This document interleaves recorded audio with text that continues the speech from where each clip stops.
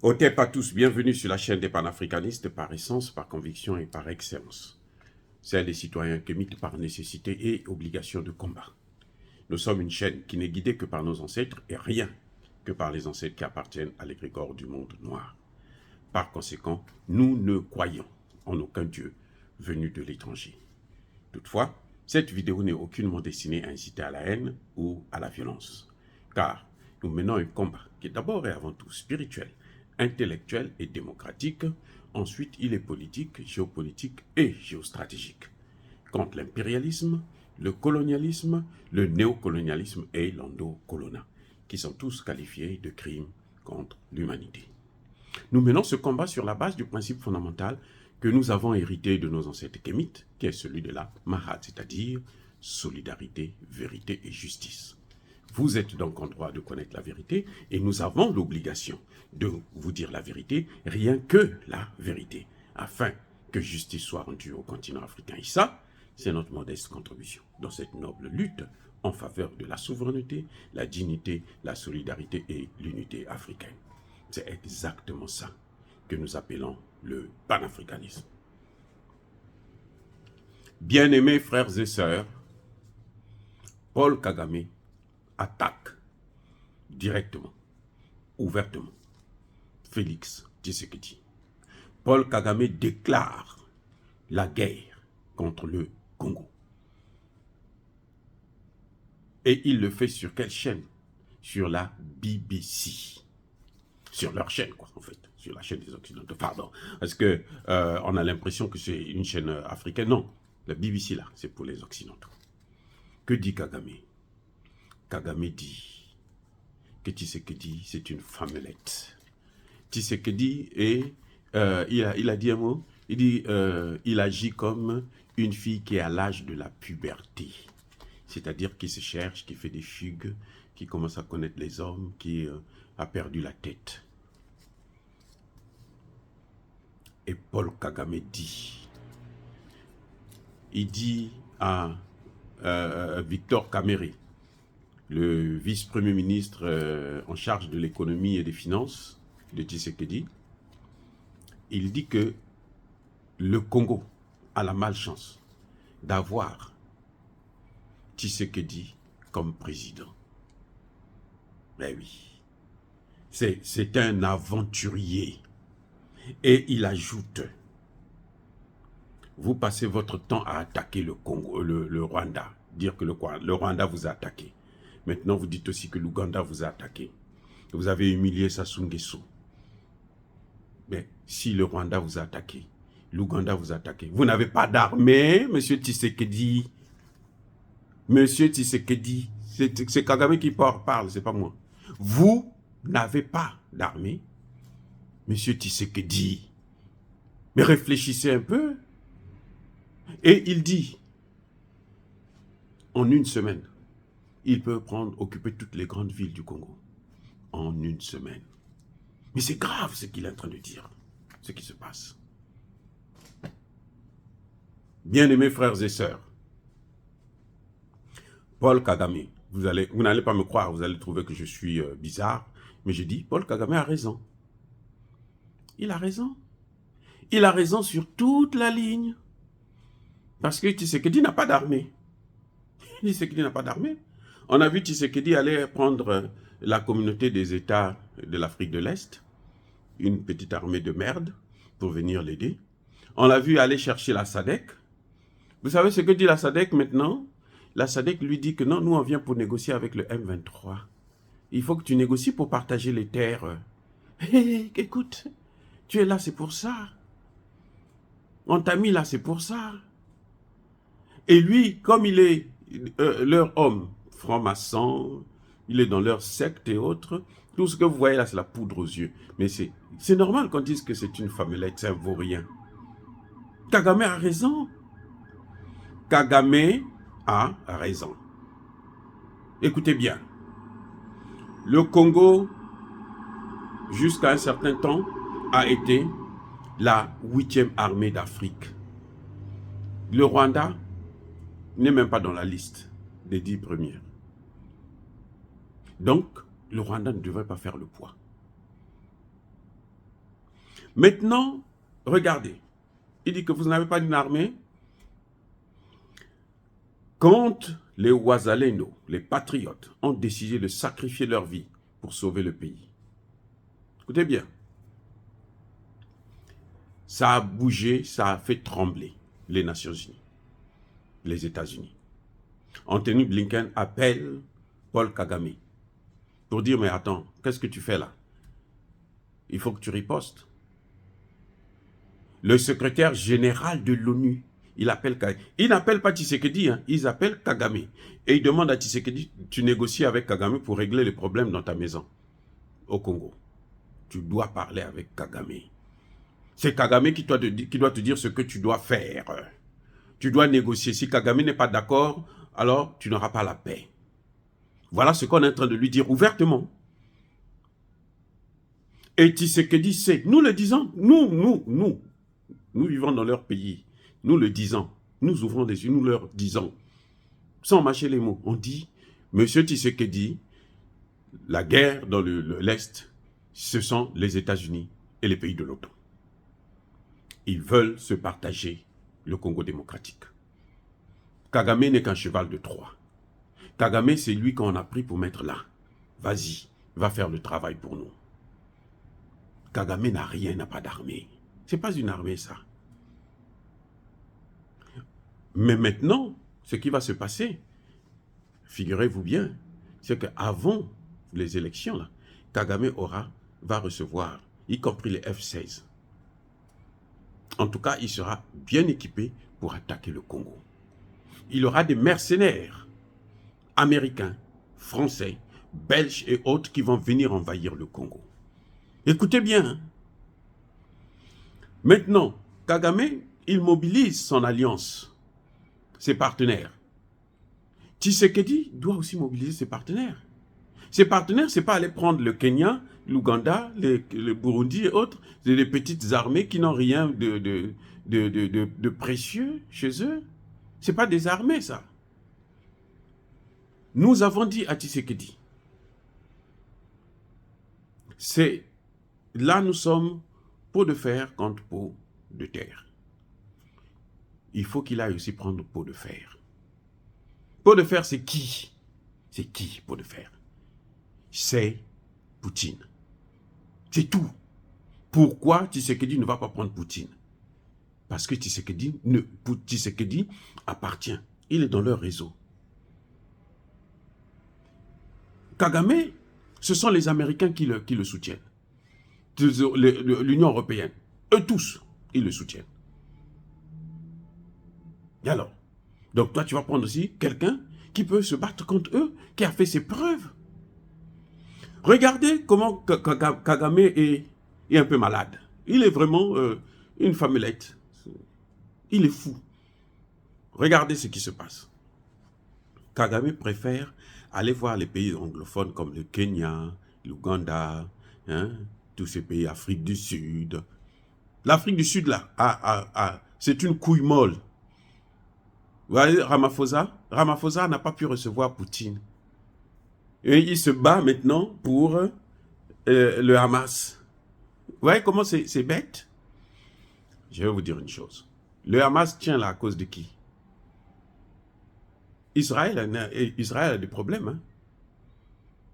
Maintenant, même le monde entier se tourne contre Israël. Quand ça a commencé, l'un des premiers pays à soutenir Israël, c'est Tshisekedi. Pourquoi tu vas soutenir Israël dans ton pays? Toi aussi, tu es occupé. Israël occupe les territoires. Ça, c'est une vérité. Ce sont des faits. On peut beau dire ce que l'on veut, ce sont des faits. Israël occupe les territoires. C'est pour ça d'ailleurs qu'on appelle ça territoire occupé. C'est pour ça qu'on parle de colonie. Et toi, tu le soutiens parce qu'il y a eu une guerre. Tais-toi. Je vous avais déjà dit, tais-toi, c'est tout. Tu les laisses se débrouiller là-bas. Même si tu le soutiens, ne parle pas. Tais-toi, ça ne te regarde pas. Pourquoi il a soutenu? Il croyait que quand il va le soutenir, les Américains vont changer d'avis, ils ne vont plus soutenir Kagame, ils vont le soutenir lui. Mais les Américains ne pourront jamais, je dis bien jamais, au grand jamais, soutenir Tshisekedi. ils ne vont jamais être du côté du Congo parce que ce sont eux qui veulent la balkanisation du Congo. C'est clair. Si Tshisekedi n'a pas compris ça, il faut qu'il reparte à l'école. Il a finir au moins sa licence. Donc, lui, il préfère aller voir les pays anglophones. Il n'est pas capable d'aller même au Cameroun, là. Le vieux Biya est là. Le vieux Biya aussi a une frontière avec lui. Qu'est-ce que Biya lui a fait? Il devait aller voir le vieux. C'est un doyen.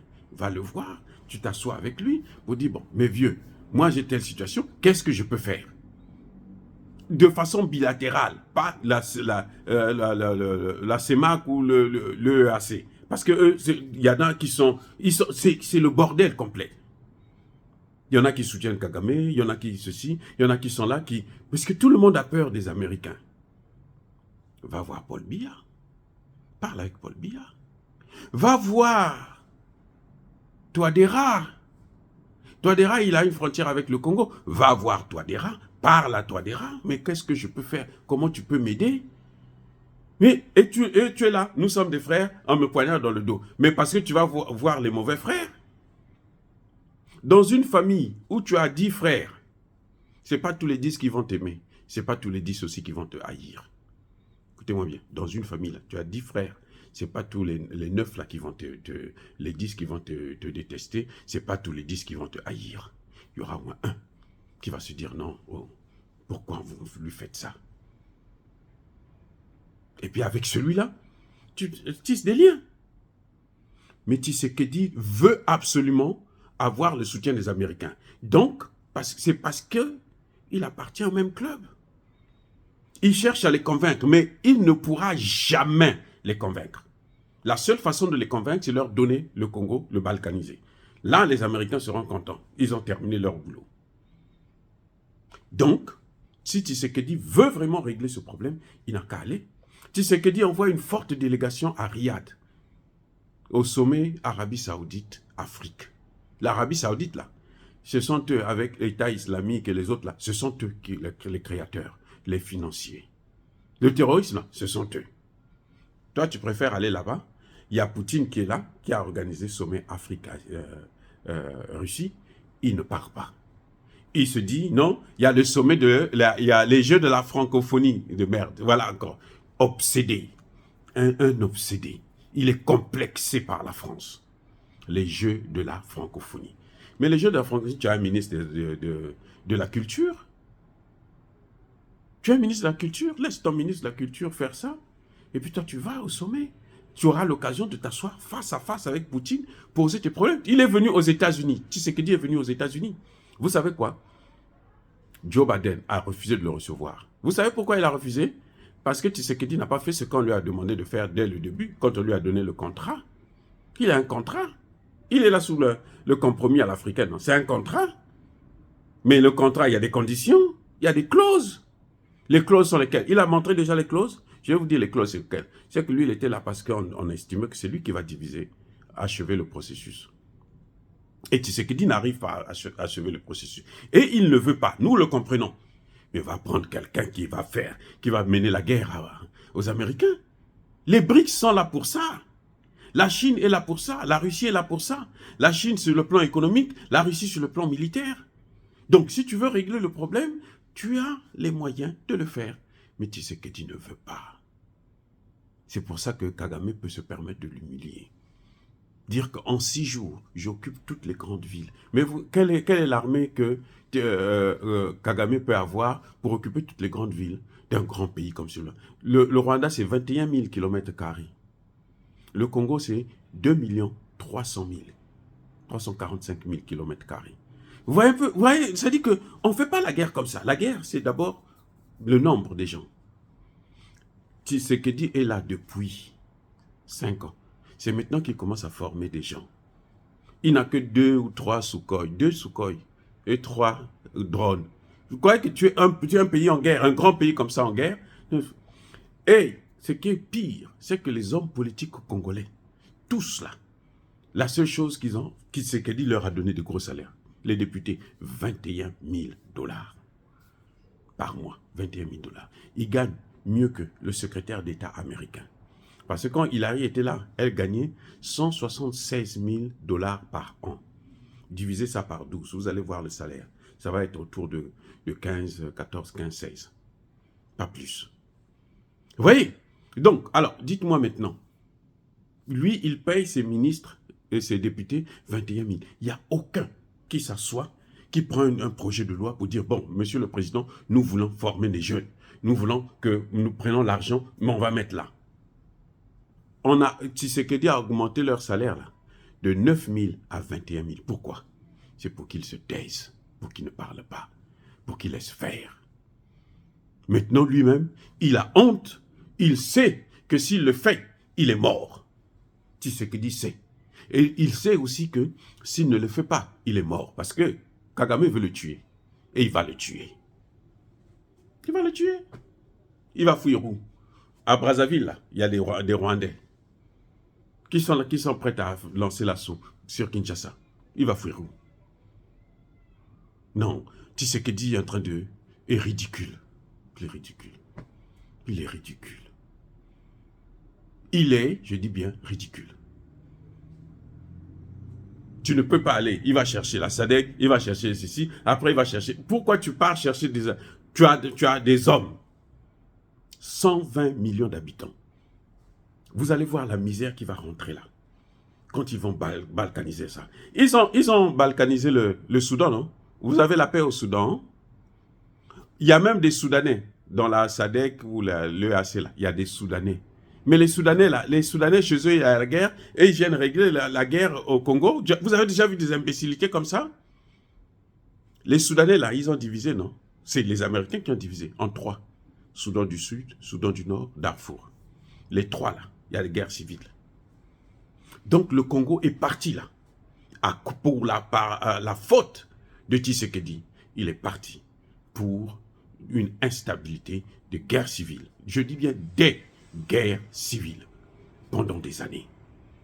À cause des Américains et à cause de Tshisekedi qui ne veut pas prendre les vraies décisions. C'est un fou, c'est un malade, c'est vraiment un imbécile. Dire cela, c'est inciter à la haine ou à la violence. Non. Non. Il a les moyens, il a des hommes, il a l'argent, il a les matières premières. Tu peux prendre les matières premières, tu vas me chercher Wagner. Ce sont les matières premières du Congo, c'est pour la sécurité du Congo. Va me chercher Wagner. Si tu es un homme qui a des couilles, va chercher Wagner. Et tu les amènes. En 3 mois, ils vont régler le problème de Kagame.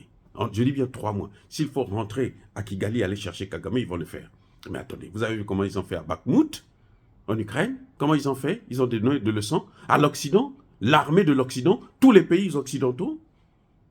Enfin, ne jouez pas avec la vie des gens comme ça. 15 millions déjà de morts. Mais les Blancs, ils s'en fichent, les Américains. Là. Ils s'en fichent éperdument. Vous pouvez tous crever tant qu'eux, ils ont leurs intérêts, ils ont les matières premières, c'est fini, il n'y a pas de problème. Ouais, bien aimés frères et sœurs, je suis vraiment scandalisé de voir un homme, un Congolais, qui se comporte comme pire qu'une femmelette.